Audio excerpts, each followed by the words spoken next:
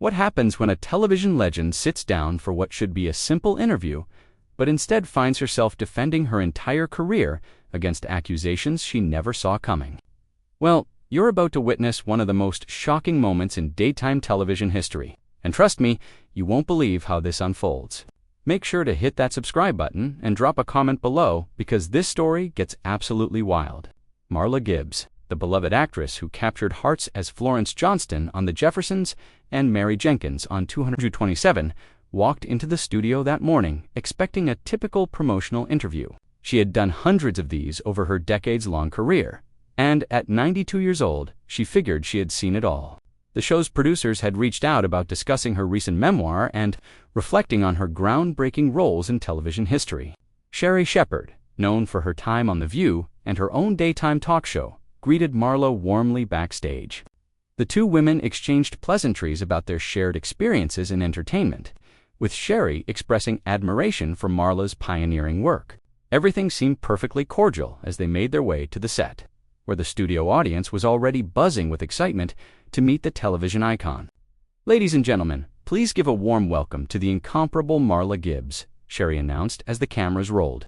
The audience erupted in applause, and Marla waved graciously from her chair, looking elegant in a powder blue blazer and pearls. Her warm smile radiated the same charm that had made her a household name for generations. "Marla, it is such an honor to have you here," Sherri began, settling into her host chair. "I have to say, growing up watching you on The Jeffersons and 227, you were such an inspiration. You've really paved the way for so many of us in this business." "Thank you, sweetheart," Marla replied, her voice carrying that familiar warmth viewers had loved for decades. "It's wonderful to be here with you. I've been following your career, and I'm so proud of what you've accomplished."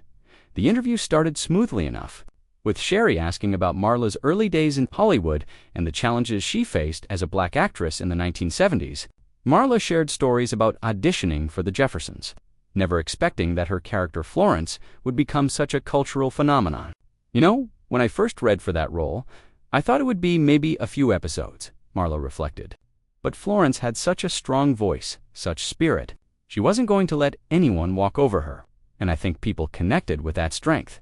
"Absolutely," Sherri agreed.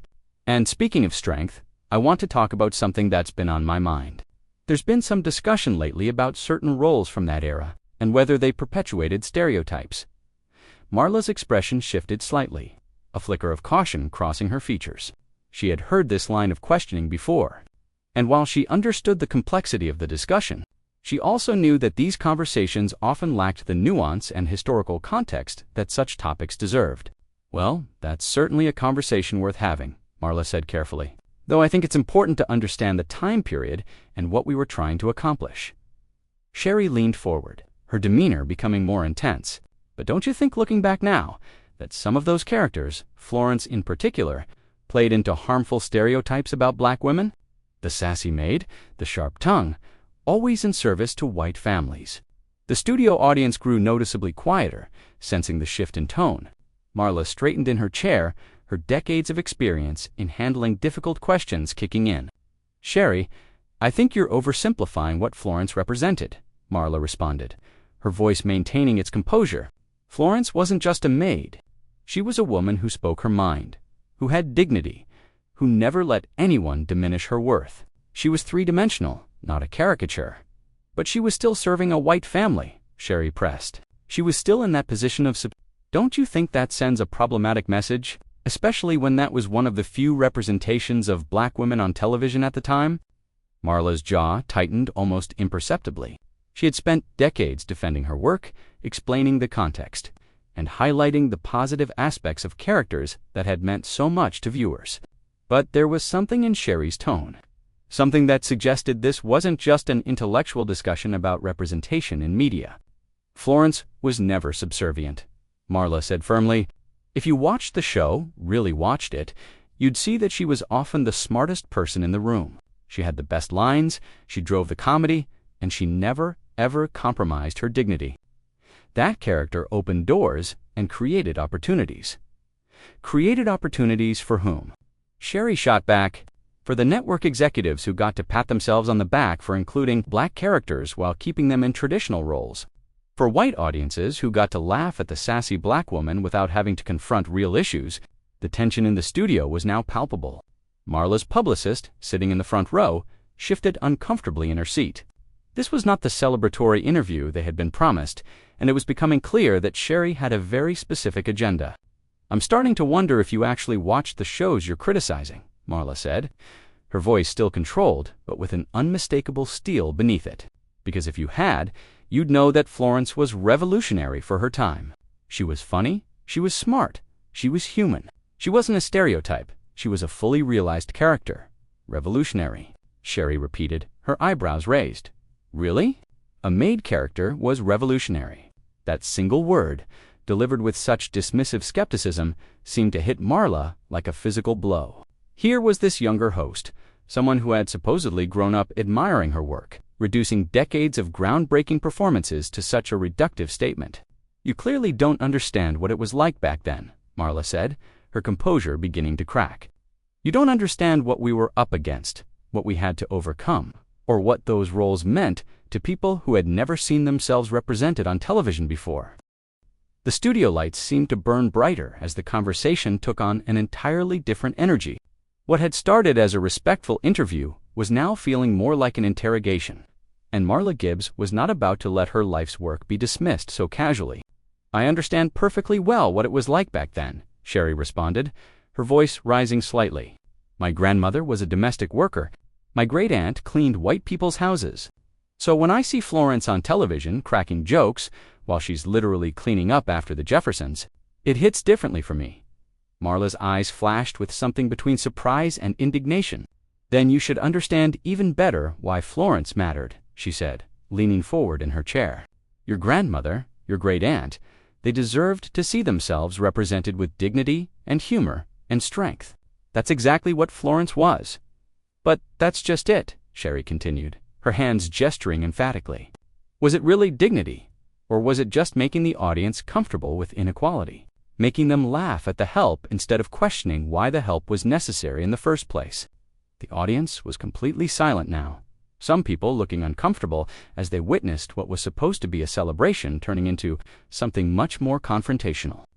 Marla's publicist was frantically texting someone, probably trying to figure out how to salvage the situation. "You're putting today's lens on yesterday's reality," Marla said, her voice growing stronger. "We worked with what we had. We took roles that could have been one-dimensional, and we made them human. We made them matter. Florence wasn't just comic relief, she was the heart of that show." "The heart of the show."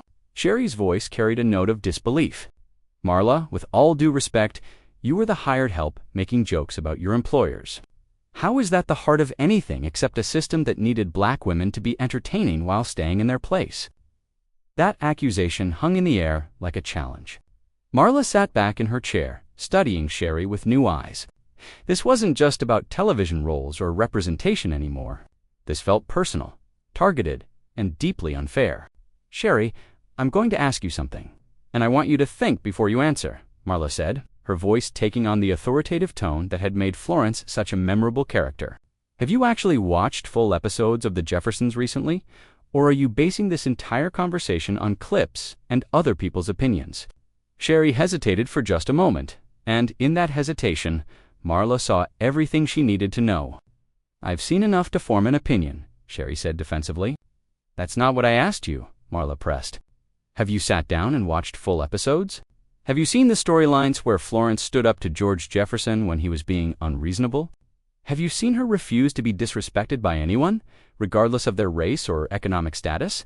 Have you seen her dreams, her relationships, her complexity?" "I don't need to watch every episode to understand what the character represented," Sherri shot back. "Actually, you do," Marla said firmly, "because what you're doing right now is exactly what critics did back then. You're reducing a complex, groundbreaking character to the most surface-level interpretation possible. You're doing to Florence what racist critics tried to do. Diminish her to just a stereotype."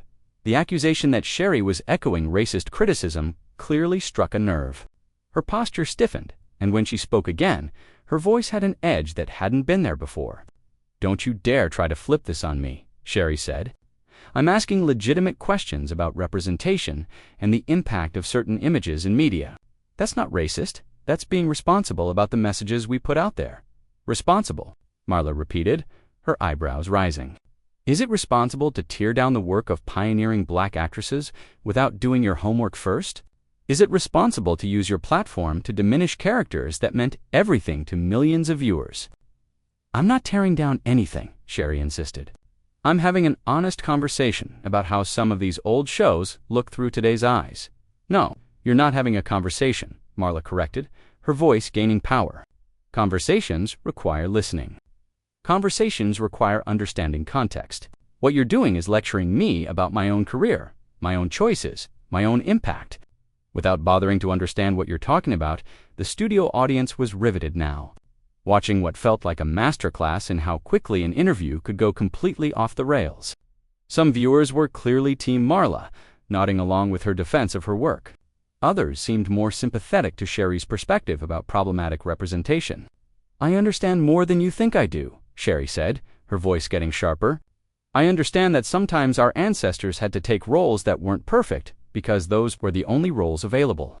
I understand the compromise. But I also understand that we have to be honest about the impact of those choices. Our ancestors. Marla's voice carried a dangerous quiet. Sherri, I'm sitting right here. I'm not an ancestor. I'm not a relic from some distant past.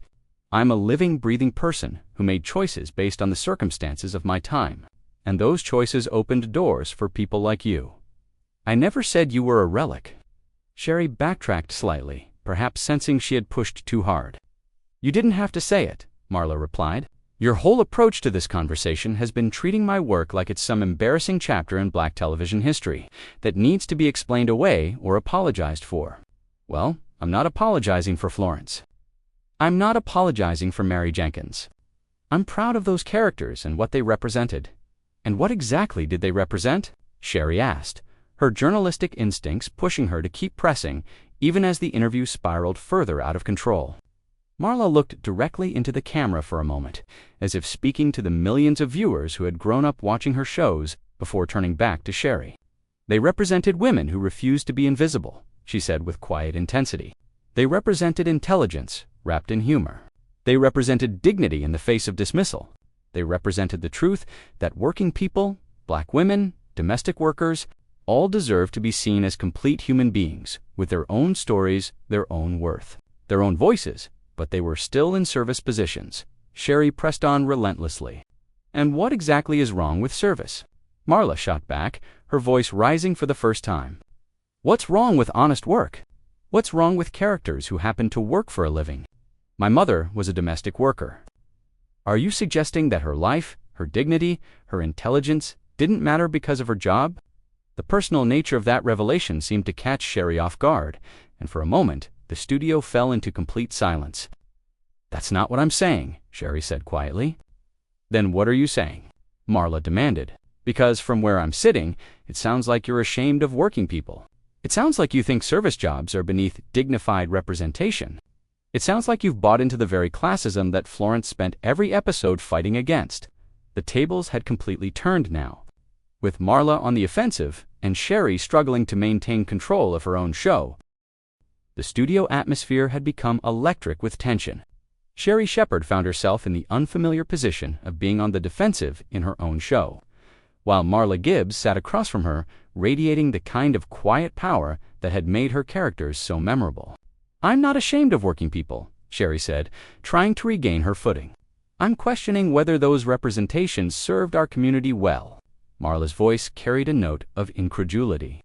Sherri, Florence, and Mary Jenkins were beloved by our community. They saw themselves in those characters. They laughed with them, not at them. They found strength in them. Who exactly are you speaking for when you dismiss that connection? Sherri shifted in her chair, clearly struggling with how to respond. I'm speaking for people who felt limited by those images, people who felt like those were the only ways black women were allowed to be on television, and I'm speaking for the millions of people who felt seen for the first time, Marla countered. The domestic workers who finally had a character who was smarter than her employers, the working mothers who saw Mary Jenkins juggling family and dreams, the women who recognized their own strength in Florence's wit and resilience. But don't you think we could have had better? Sherri pressed. Don't you think we deserved more complex roles, more varied representations? Marla leaned back in her chair, studying Sherri with the kind of measured gaze that suggested she was making some serious calculations about this conversation. "Of course we deserved more," she said slowly, "and we fought for more. Every single day on those sets, we fought for more depth, more humanity, more complexity. But you know what we didn't do? We didn't tear down the progress we were making while we fought for more." "I'm not tearing down progress," Sherri insisted. "Really?" Marla's eyebrows rose. "Because it sounds to me like you're suggesting that my life's work was somehow harmful to Black people. It sounds like you're saying that characters who brought joy and recognition to millions of viewers were actually a problem. I'm saying that we need to have honest conversations about these images," Sherri said, her voice taking on a defensive edge. "Honest conversations require honesty," Marla shot back. "And honestly, Sherri, this doesn't feel like a conversation. This feels like a trial where you've already decided I'm guilty of perpetuating stereotypes. And now you're just looking for me to confess." The audience was completely captivated now, witnessing what felt like a generational clash between two different approaches to Black representation in media. Some were clearly uncomfortable with the tension, while others seemed fascinated by the raw honesty of the exchange. "That's not fair," Sherri protested. "What's not fair is inviting me here under the pretense of celebrating my career, then ambushing me with accusations about my impact on Black representation," Marla said, her voice gaining strength. "What's not fair is reducing decades of groundbreaking work to talking points you probably read on social media." "I didn't get these ideas from social media," Sherri said hotly. "Then where did you get them?" Marla challenged. "Because they certainly didn't come from actually engaging with the work. They didn't come from understanding the historical context. They didn't come from talking to the people whose lives were touched by these characters." Sherri took a deep breath, and when she spoke again, her voice carried a different quality, more personal and raw. "They came from my own experience," she said. "They came from growing up and seeing my grandmother in those characters and feeling embarrassed. They came from wanting something more dignified for the Black women in my family." The admission hung in the air between them, and for a moment, Marla's expression softened slightly. "Your embarrassment was never about my characters," Marla said gently but firmly. "Your embarrassment was about how society treated the real women those characters represented. But instead of fighting that society, you're attacking the characters who dared to exist with dignity within it." "I'm not attacking anyone," Sherri said, but her voice lacked conviction now. "Yes, you are," Marla said matter. "You've spent this entire interview attacking choices I made, impact I had, and characters I created. You've questioned my legacy, my understanding of my own work, and my contribution to Black representation, all while admitting you haven't even bothered to properly watch the shows you're criticizing." Sherri opened her mouth to respond, but Marla held up a hand. "I'm not finished," Marla continued, her voice carrying the authority of someone who had spent decades commanding respect on television sets. "You want to talk about dignity? Let me tell you about dignity. Dignity is taking a role that could have been a throwaway made character and making her the smartest, funniest, most memorable person on the show. Dignity is using comedy to illuminate truth. Dignity is opening doors for the next generation, instead of slamming them shut on the previous one." "I never said you didn't open doors," Sherri said weakly. "You didn't have to say it," Marla replied. "Your entire approach to this conversation has been about closing the doors I opened, dismissing the bridges I built, and questioning whether my work was worth doing at all." The studio had fallen into complete silence. Even the camera operators seemed frozen, unsure whether to keep rolling or cut away from what was becoming an intensely personal confrontation. "You know what the real tragedy is here, Sherri?" Marla continued, her voice taking on a tone of profound disappointment. "You have a platform. You have an audience. You have the opportunity to lift up the next generation of Black actresses and honor the ones who came before. Instead, you're using your show to tear down the very foundation that your career was built on." "That's not what I'm doing," Sherri protested, but the words sounded hollow now. "Then what would you call it?" Marla asked. "Because from where I'm sitting, it looks like you invited me here to make yourself look progressive at my expense. It looks like you thought you could score points by attacking an elderly Black actress who can't fight back." The accusation hit like a thunderbolt. Sherri's face flushed, and when she spoke, her voice was tight with emotion. "I never intended to attack you personally. Intent doesn't matter when the impact is the same," Marla said, standing up from her chair.